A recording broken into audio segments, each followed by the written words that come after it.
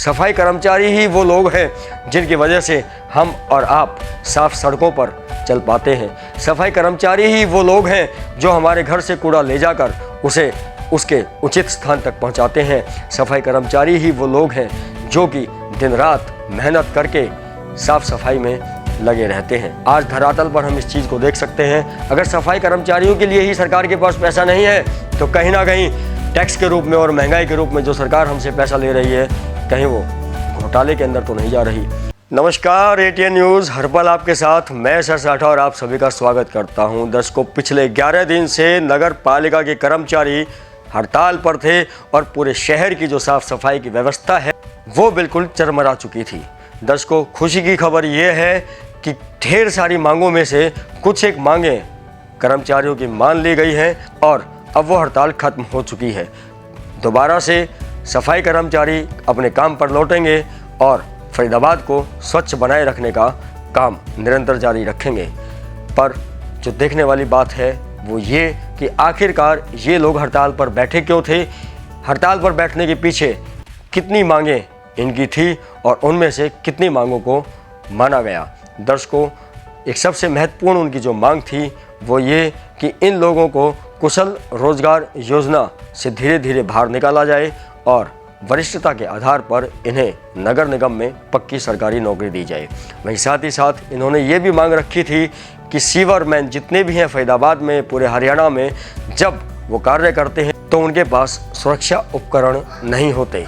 कर्मचारी संघ ने सुरक्षा उपकरण उपलब्ध करवाने की भी मांग रखी और ऐसी ना जाने कितनी मांगें कर्मचारी संघ ने रखी जो कि सफाई कर्मचारियों के हित में थी।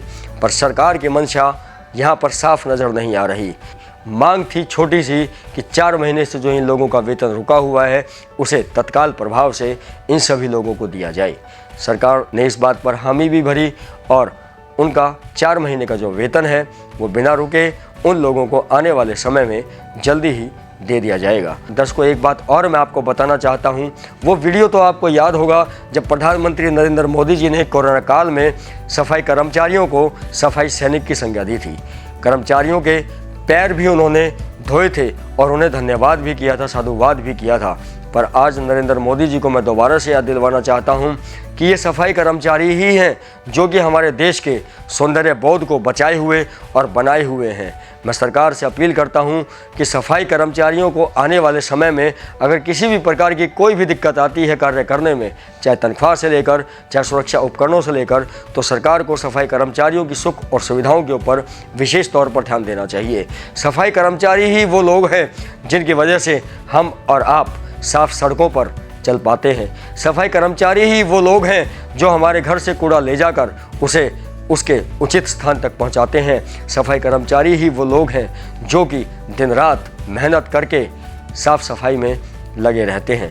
दर्शकों, सफाई कर्मचारियों का दर्जा नरेंद्र मोदी जी ने अपने उस वीडियो में बहुत बड़ा दिया था, पर जब सफाई कर्मचारियों को तनख्वाह देने की बात आती है तो आखिर वो क्या कारण है जिसकी वजह से सफाई कर्मचारियों की तनख्वाह 4-4 महीने तक रुकी? क्या सरकार के पास इतना पैसा भी नहीं कि वो सफाई कर्मचारियों को कम से कम तनख्वाह है वो समय पर दे पाए?